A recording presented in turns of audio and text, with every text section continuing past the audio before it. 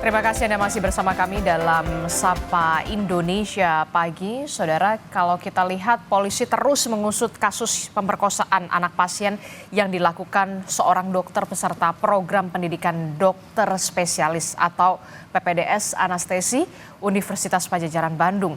Saat ini sudah ada 3 korban yang teridentifikasi. Lalu bagaimana seharusnya pengusutan dari kasus ini dan apa yang harus dicermati dari kasus kriminal yang dilakukan oleh tenaga kesehatan ini?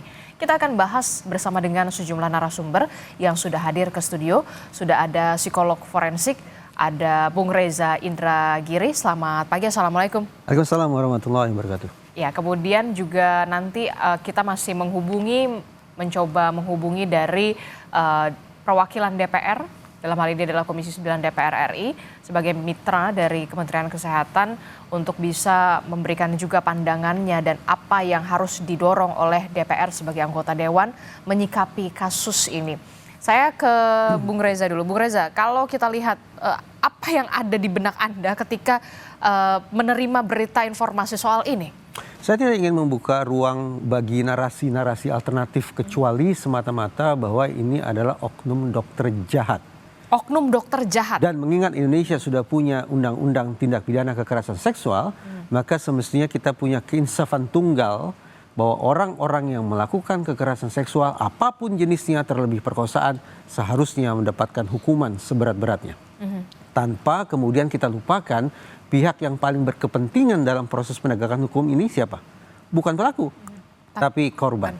Sehingga pemulihan korban, ganti rugi terhadap korban betul-betul harus kita upayakan secara maksimal. Jadi pelaku ini adalah oknum dokter jahat, begitu ya? Seandainya memang terbukti bahwa dia sudah melakukan pidana itu, maka saya sekali lagi tidak punya narasi lain, tidak punya sebutan lain, ini adalah oknum dokter jahat. Oke, dan saat ini yang seharusnya dilakukan oleh polisi adalah menjerat pelaku ini dengan ancaman pasal yang seberat-beratnya. Tapi kalau kita lihat ya, Direktur Kriminal Umum Polda Jawa Barat mengatakan itu ada dugaan penyimpangan seksual pelaku, yakni fetish dalam tanda kutip, terhadap orang yang tengah tidak sadarkan diri. Bagaimana Anda menyikapi ini? Saya pada dasarnya menghormati otoritas Polda Jabar yang berencana melibatkan psikologi untuk pengungkapan kasus ini. Saya anggap ini sebagai sebuah langkah yang positif dalam pengertian bagaimana otoritas penegakan hukum melibatkan disiplin non-hukum dalam hal ini psikologi untuk membantu pengungkapan sebuah kasus. Pada sisi itu saya menilai positif. Tetapi terus terang saya tidak habis pikir kenapa kemudian dari Polda Jabar justru muncul spekulasi, dugaan bahwa pelaku adalah orang yang memiliki kelainan seksual. Kenapa saya tidak habis pikir tentang hal itu? Bagi saya, polisi dan nantinya jaksa adalah ujung tombak kita semua. Cara kita meluapkan kemarahan, cara kita mengungkapkan ketakutan, cara kita mengekspresikan keinginan untuk menghukum pelaku, itu adalah kepolisian. Dengan demikian, otoritas kepolisian seharusnya hanya punya mindset satu saja, yaitu membangun sebuah konstruksi hukum sedemikian rupa agar pelaku seandainya divonis bersalah, dia dikenakan hukuman maksimal. Sebaliknya, ketika justru dari penyidik keluar narasi kemungkinan bahwa pelaku mengidap kelainan A, kelainan B, dan seterusnya, maka cara berpikir kita harus banting setir. Dari yang semula punitif, yaitu menghukum seberat-beratnya, maka akal sehat mengatakan seorang yang dianggap memiliki kelainan, memiliki penyakit atau sejenisnya, maka tidak sepatutnya dikenakan penyikapan secara punitif, tapi rehabilitatif. Nah sekarang pertanyaan kita, apakah kita ingin menitipkan pesan rehabilitatif itu kepada penyidik? Tidak, sama sekali tidak. Semestinya, kalaupun ada narasi tentang kelainan seksual, semestinya kalau ada cara pikir, cara kerja tentang rehabilitatif, itu datangnya dari penasihat hukum terdakwa. Bukan dari kepolisian? Bukan dari kepolisian, bukan dari kejaksaan, yang sekali lagi mereka lah tumpuan harapan dari kita semua masyarakat yang mengalami ketakutan sekaligus kemarahan ini agar nantinya menghukum pelaku seberat-beratnya sekiranya divonis bersalah. Oke, jadi pernyataan itu seharusnya justru datang dari kuasa hukum, bukan dari kepolisian. Saya membayangkan barangkali dari pihak Polda Jabar ingin menunjukkan sekali lagi ada pendekatan saintifik yang dilakukan dalam pengungkapan kasus ini. Betul. Sekaligus boleh jadi memunculkan efek yang lebih dramatis terkait peristiwa yang menggemparkan ini. Tetapi secara salah kaprah menurut saya justru dari Polda Jabar terbuka pertama kali celah bagi peringanan hukum bagi pelaku kalau divonis bersalah. Peringanan hukuman dalam pengertian bergesernya cara pandang, cara kerja punitif ke arah rehabilitatif. Justru ini membuka peluang celah keringanan hukuman. Ironis bahwa celah itu ternyata pertama kali dibuka oleh pihak penyidik. Oke. Karena kalau kita lihat di sini, ini pengakuan dari pelaku, kemudian dan dari pengakuan pelaku ini penyidik akan memperkuat dengan pemeriksaan dari psikologi forensik. Lantas implikasi hukumnya apa? Anggaplah, sekali lagi, anggaplah pelaku mengidap kelainan seksual tertentu.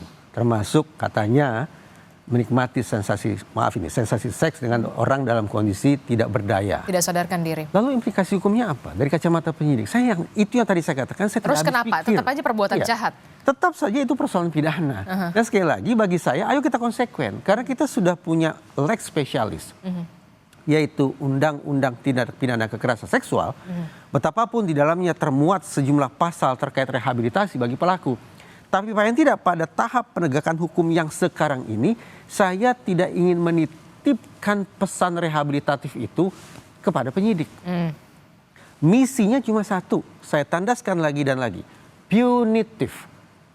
Bangun sebuah konstruksi hukum agar pelaku ini dianggap bukan lagi pelaku perkosaan yang impulsif, tapi yang berencana.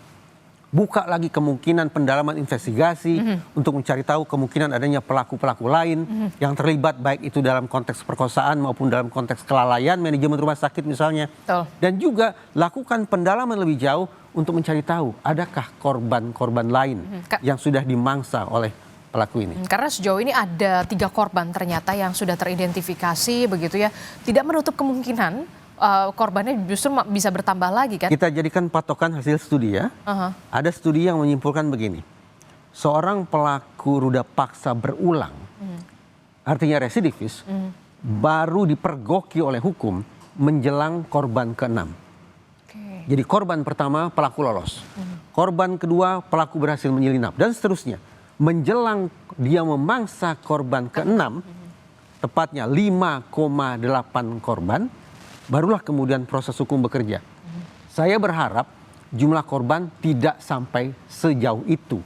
Tapi hasil studi ini memberikan dasar bagi kita untuk berpikir lagi, cari, temukan siapa korban yang mungkin sudah dimangsa oleh predator ini. Jadi penyidik kepolisian masih punya PR lagi untuk mencari lagi korban-korban yang kemudian bisa saja menjadi korban dari si dokter. Dan ingat, kekerasan seksual puncaknya memang berupa perkosaan. Tetapi ini merupakan eskalasi. Tidak tertutup kemungkinan pelaku yang sama melancarkan kekerasan seksual terhadap korban-korban lainnya dalam variasi yang berbeda. Entah itu pelecehan nonverbal, pelecehan verbal, dan seterusnya dan seterusnya.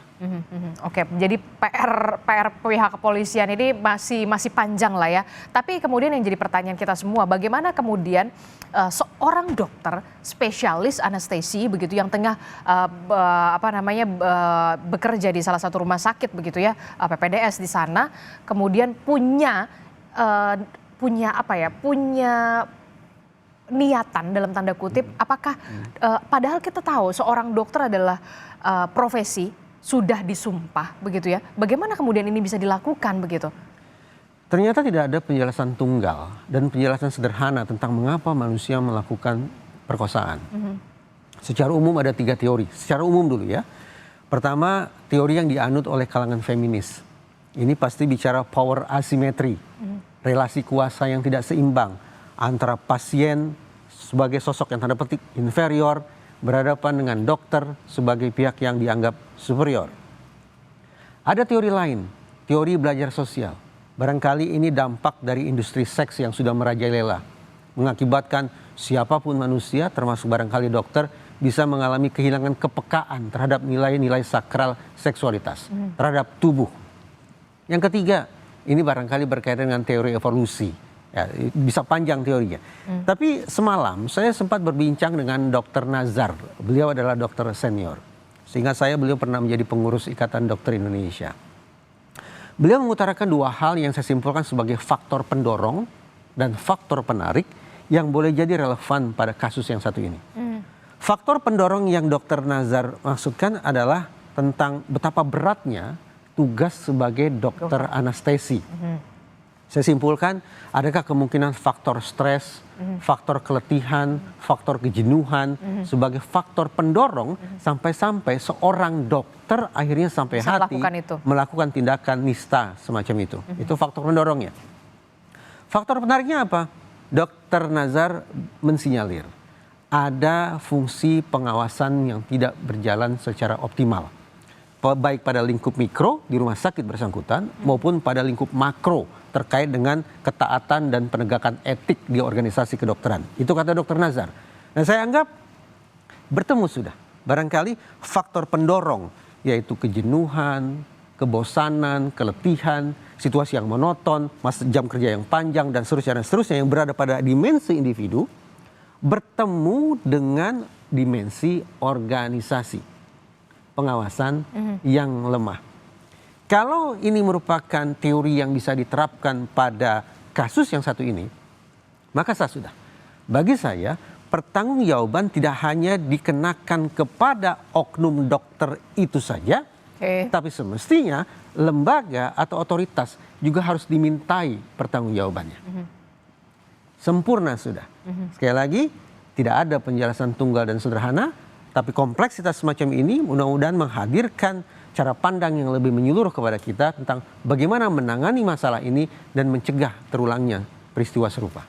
Oke, jadi bisa dikatakan ada faktor pendorong begitu dan juga faktor penarik. Pendorongnya mungkin adalah dimensi individu. Dimensi individu yang jam kerjanya panjang, terlalu letih, monoton dengan apa yang selalu setiap hari dilakukan, termasuk juga faktor penariknya adalah itu tadi pengawasan. Dimensi organisasi yang itu artinya perlu ada pemeriksaan lebih jauh, tidak hanya dari si pelaku, tapi juga dari rumah sakit. Di Kompas TV juga beberapa hari lalu, saya katakan begini, coba diaudit tentang bagaimana sebetulnya mekanisme keluarnya obat-obatan atau zat-zat kimia tertentu, termasuk misalnya obat bius, pada para dokter. Ketat tidak? Apakah bisa dipastikan bahwa misalnya obat bius jenis tertentu dikeluarkan dari farmasi, disampaikan kepada dokter, dari hulu sampai hilir bisa dipastikan itu semata-mata untuk kepentingan pasien. Dan ada SOP-nya kan seharusnya. Otoritas kedokteran bisa menjawab itu. Tetapi apa yang saya kemukakan ini ternyata berkelindan, sebangun dengan cara pandang Dr. Nazar bahwa ada aspek pengawasan yang tampaknya memang harus ditingkatkan.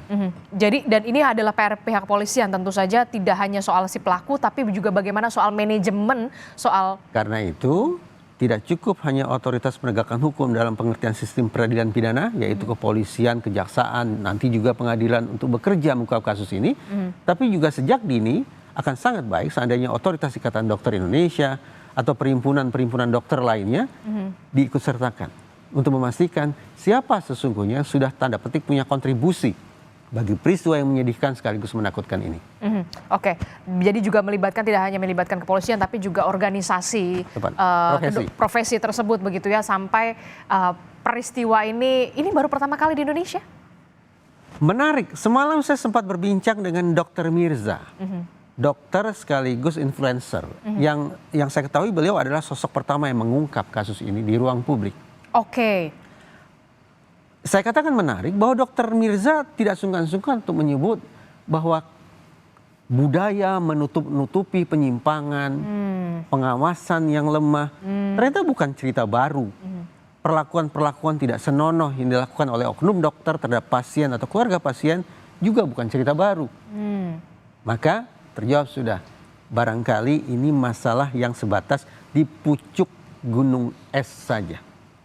Di bawah itu ada agenda besar yang betul-betul mengharuskan otoritas kedokteran, kolega saya yang saya hormati, untuk ikut bekerja dalam mengungkap kasus ini dan mencegah peristiwa serupa.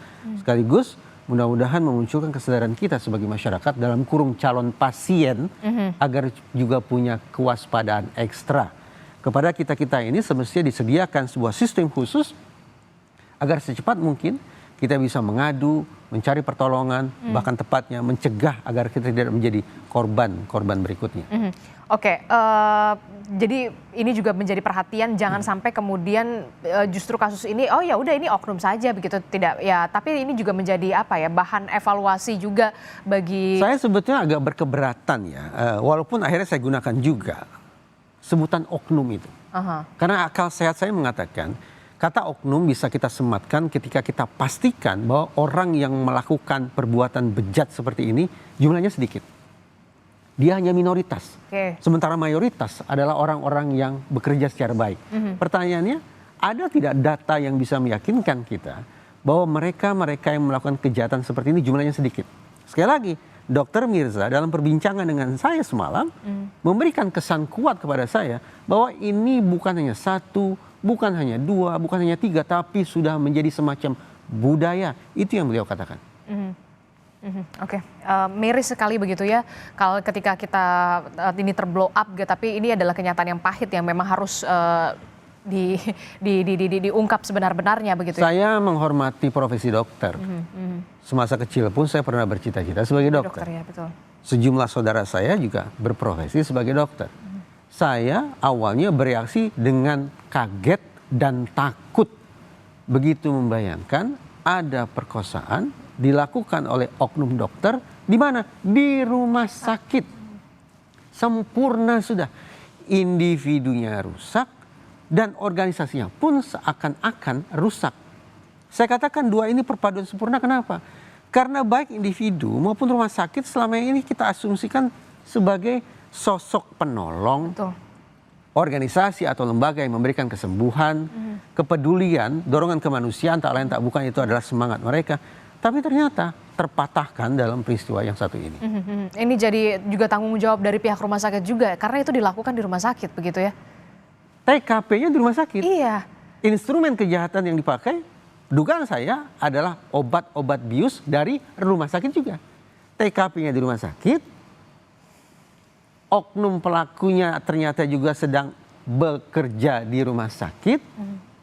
Instrumen kejahatan, mungkin itu ranjang, mungkin itu ruangan, mungkin itu obat bius, juga datang dari rumah sakit itu. Tidak ada alasan bagi kemudian otoritas rumah sakit untuk berlepas tangan, mengembalikan oknum dokter ke fakultas, itu saya apresiasi. Fakultas menjatuhkan hukuman sebelum ada pidana, itu juga saya berikan penghormatan. Tapi sekali lagi, semangat diskusi kita sejak awal adalah coba cari tahu adakah pihak-pihak lain yang semestinya harus ikut bertanggung jawab. Tidak melulu dalam konteks perkosaannya, tapi barangkali dalam konteks kelalaiannya, mismanajemennya, dan seterusnya. Itu yang menjadi underline, tidak hanya soal pelakunya, tapi juga unsur kelalaiannya juga karena terjadi di rumah sakit, termasuk juga penggunaan obat bius tadi, penyalahgunaan ya. Saya mengatakan penyalahgunaan begitu ya. Loh kok bisa begitu kan, pasti dengan profesi pelaku yang seorang dokter anestesi, sudah disumpah jabatan begitu ya, apakah ini juga bisa memperberat hukuman dari pelaku?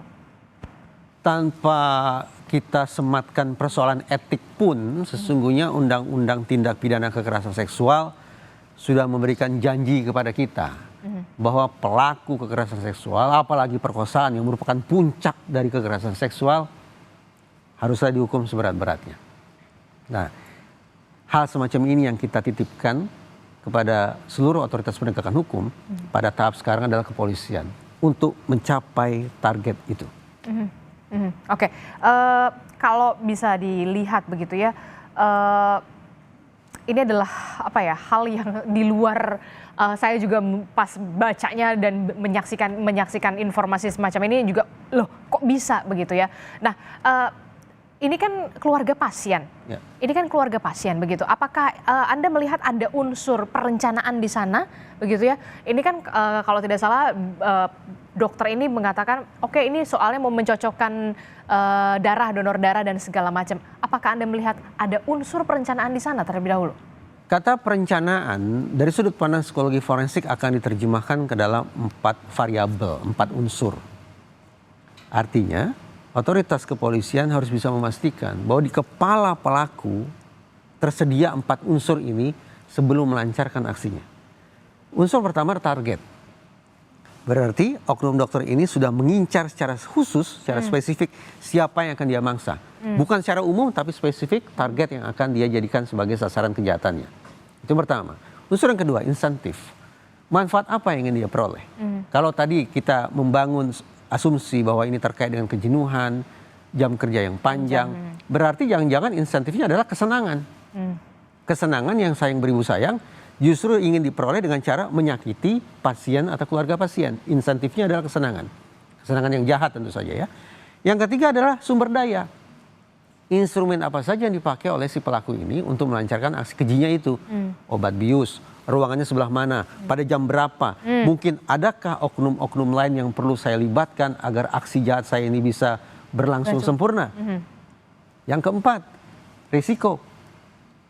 Bagaimana cara saya menghilangkan barang bukti? Misalnya, maaf, saya menggunakan alat kontrasepsi untuk tidak meninggalkan jejak DNA pada tubuh korban. Dan hal-hal lainnya. Nah, sekali lagi, kalau 4 variabel atau 4 unsur ini tersedia di kepala pelaku sebelum melancarkan aksinya, target, insentif, sumber daya, dan resiko, maka bundar sempurna ini adalah berencana. Ini bukan perkosaan impulsif, tapi ini adalah perkosaan yang sudah direncanakan sebelumnya. Dan ini masuk perkosaan yang sudah direncanakan. Perkiraan saya demikian. Jadi pasal apa yang kemudian tepat untuk pelaku ini dijatuhkan? Kita ingin bicara undang-undang atau bicara kejujuran hati saya? Kejujuran dulu, baru undang-undang dulu, baru kejujuran. Ya, kalau bicara undang-undang, saya tidak berpikir undang-undang TPKS memberikan ruang yang memadai bagi adanya hukuman seumur hidup, apalagi hukuman mati.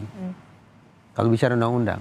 Tapi bagi saya pribadi, karena ini sangat menakutkan, sekaligus ini sangat mengecewakan, ya bisa diselesaikan sendiri kalimat saya.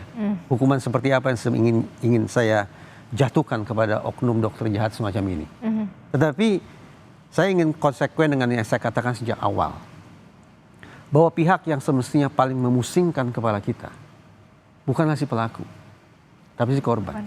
Alhasil kita harus memiliki ruang yang cukup, memberikan perhatian yang proporsional tentang apa yang sesungguhnya harus kita kenakan kepada pelaku. Bukan, tidak cukup hanya itu, tapi apa yang harus kita berikan kepada korban.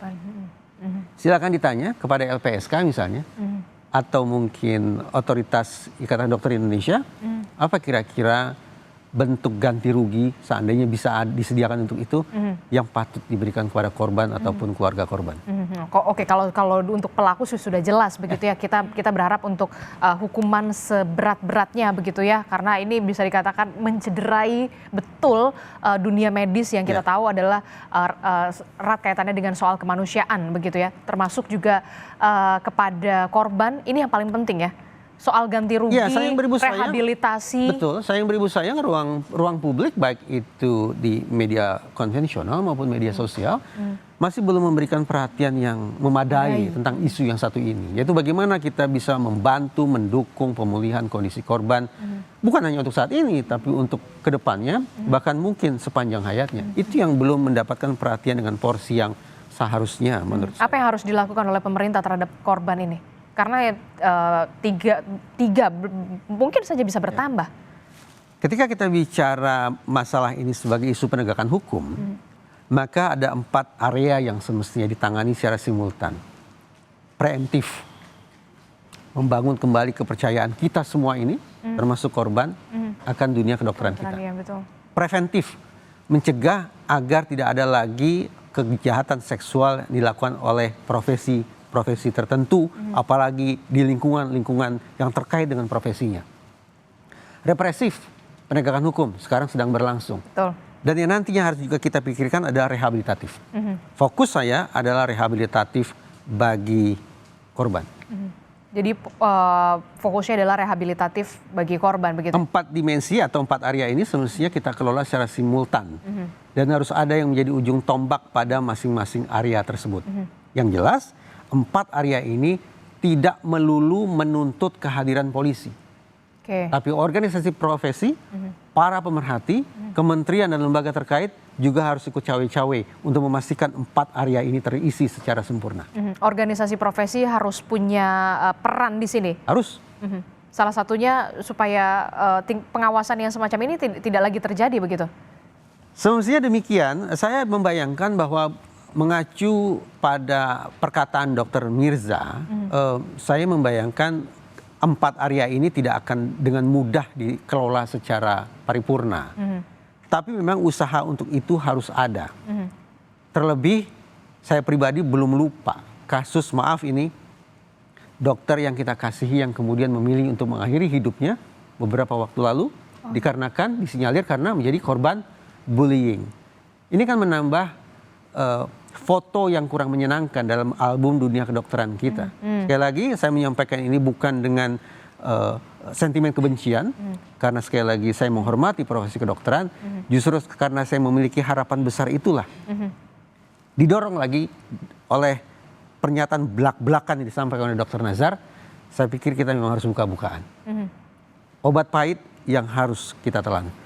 Obat pahit yang harus kita telan tapi menyehatkan. Mudah-mudahan demikian. Ini menjadi refleksi juga supaya momentum juga jadi pembenahan juga bagi organisasi profesi termasuk juga rumah sakit begitu ya di tempat yang seharusnya menjadi penyembuh dalam tanda kutip begitu, termasuk juga pihak kepolisian juga punya PR yang cukup besar tidak hanya bagi pelaku tapi juga bagaimana soal adanya dugaan kelalaian. Tepat, kemungkinan pelaku lebih dari satu. Tidak hanya pelaku dalam konteks perkosaannya ya, tapi pelaku dalam konteks mungkin kelalaian, mismanagement dan seterusnya. Dan juga untuk mendeteksi kemungkinan korban lebih dari satu. Oke, terima kasih Bung Reza Indragiri telah bergabung bersama kami. Tentu kita tidak mau ini kembali terjadi. Sama sekali tidak mau. Dan kita harapkan ini adalah kasus yang terakhir. Mudah-mudahan. Oke, terima kasih.